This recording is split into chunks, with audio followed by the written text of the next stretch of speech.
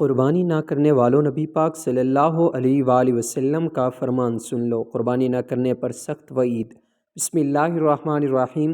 قربانی حضرت ابراہیم علیہ السلام اور ان کے بیٹے حضرت اسماعیل علیہ السلام کی سنت اسلام کی پہچان اور اہم عبادت ہے۔ قربانی ہر صاحب استطاعت مسلمان پر واجب اور ضروری ہے، لیکن اس اہم عبادت کے بہت مسائل اور احکام ہیں، اور ناظرین آج کی ویڈیو میں ہم آپ کو علم کی مختلف کتابوں سے قربانی کے بارے میں اہم مسائل بتائیں گے تاکہ ان کی نگرانی رکھی جائے اور تمام مسلمانوں کی قربانی اللہ تعالیٰ کی بارگاہ میں مقبول بن جائے۔ سب سے پہلے بات کرتے ہیں قربانی کے فضائل کی۔ قربانی کا ثواب بہت بڑا ہے۔ نبی کریم صلی اللہ علیہ وآلہ وسلم نے فرمایا، قربانی کے دنوں میں قربانی سے زیادہ کوئی چیز اللہ کو پسند نہیں۔ ان دنوں میں یہ کام سب نیکیوں سے بڑھ کر ہے، اور قربانی کرتے وقت خون کا جو قطرہ زمین پر گرتا ہے تو زمین پر گرنے سے پہلے ہی اللہ تعالیٰ کے ہاں مقبول ہو جاتا ہے۔ مشکوٰۃ شریف میں اللہ تعالیٰ کے پیارے نبی حضرت محمد صلی اللہ علیہ وآلہ وسلم کا فرمان ہے، قربانی کے جانور کے بدن پر جتنے بھی بال ہوتے ہیں، ہر بال کے بدلے ایک ایک نیکی لکھی جاتی ہے۔ آپ صلی اللہ علیہ وآلہ وسلم کا ایک اور جگہ پر ارشاد ہے، قربانی تمہارے باپ ابراہیم کی سنت ہے۔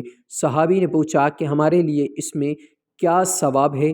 آپ صلی اللہ علیہ وآلہ وسلم نے فرمایا، ایک بال کے عوض ایک نیکی ہے، اور اون کے تعلق فرمایا اس کے ایک بال کے عوض بھی ایک نیکی ہے۔ اس کے علاوہ نبی کریم صلی اللہ علیہ وآلہ وسلم نے ہجرت کرنے کے بعد ہمیشہ قربانی کی اور نہ کرنے پر سخت وعید بیان فرمائی ہے۔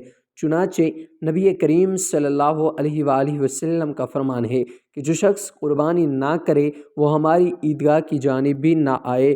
آئیے ناظرین اب بات کرتے ہیں قربانی کی شرائط اور اس کے ارکان کے حوالے سے۔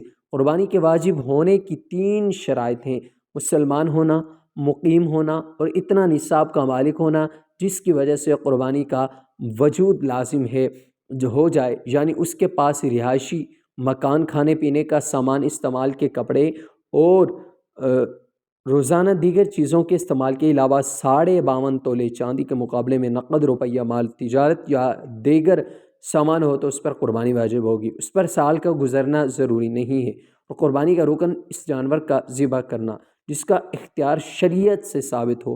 وہ عورت جس کے پاس 1 یا 2 تولے سونا اور چاندی یا نقد روپیہ وغیرہ ہو تو اس پر بھی قربانی واجب ہوگی۔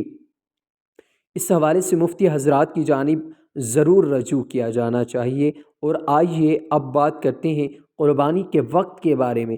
قربانی کی عبادت صرف 3 دن یعنی ذی الحج کی 10ویں، 11ویں اور 12ویں تاریخ کے ساتھ خاص کیا گیا ہے۔ البتہ پہلے دن قربانی کرنا زیادہ افضل ہے، اور ناظرین آپ کو بتاتے چلیں کہ قربانی کرتے وقت زبان سے نیت کا کرنا ضروری نہیں ہے، صرف دل ہی میں قربانی کی نیت کر لینا کافی ہے۔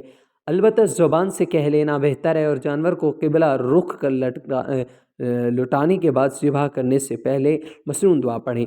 قربانی کا جانور ذبح کرنے کا مقصد صرف اور صرف اللہ کی رضا ہو اور عبادت کے خیال سے ذبح کرے، گوشت کھانے یا لوگوں کو دکھانے کی غرض سے ذبح نہ کرے۔ قربانی کو اپنے ہاتھ سے ذبح کرنا زیادہ سے زیادہ افضل ہے، اور اگر خود ذبح نہ کرنا جانتا ہو تو کسی اور سے ذبح کرا لے، لیکن ذبح کے وقت جانور کے سامنے کھڑا رہے اور بسم اللہ اللہ اکبر کی تلقین کرتا رہے تاکہ ذبح کرنے والا غلطی نہ کرے۔ جانور کو قبلہ رخ لیٹا کر ذبح کرنے والا خود بھی قبلہ رخ ہو کر مسنون دعا پڑھے، پھر اللہ کا نام لے کر شرعی طریقے کے مطابق حلقوم یعنی سانس کی نالی اور خون کی رگیں کاٹ دے، لیکن اس بات کا خیال رکھیں کہ گردن کا پورا کاٹ کر الگ نہ کریں اور نہ ہی حرام مقصد تک کاٹا جائے، بلکہ حلقوم سانس کی نالی اور اس کے اطراف کی 2 رگیں کاٹ دیں۔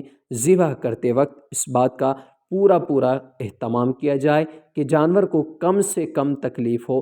نبی کریم صلی اللہ علیہ وآلہ وسلم کا فرمان ہے، ذبح کرنے سے پہلے چھری تیز کی جائے، ایک جانور کو دوسرے جانور کے سامنے ذبح نہ کیا جائے اور حلقوم وغیرہ پورا کاٹا جائے تاکہ روح نکلنے میں آسانی ہو اور سہولت ہو، اور جانور کے سامنے چھری بھی تیز نہ کرے۔ اور آئیے ناظرین کرام اب بات کرتے ہیں کہ قربانی کن جانوروں کی جائز ہے۔ بکری، بکرا، میڈھا، بھیڑ، دمبا، گائے، بھینس، بھینسا، اونٹ اور اونٹنی کی قربانی درست ہے۔ ان کے علاوہ کسی اور جانور کی قربانی درست نہیں۔ گائے، اونٹ، بھینس اگر 7 آدمی شریک ہوں کے قربانی کریں تو درست ہے، مگر ضروری ہے کہ کسی کا حصہ 7ویں حصے سے کم نہ ہو، اور یہ ضروری ہے کہ سب کی نیت قربانی کی ہو، صرف گوشت کھانے کے لیے حصہ رکھنا مقصود نہ ہو۔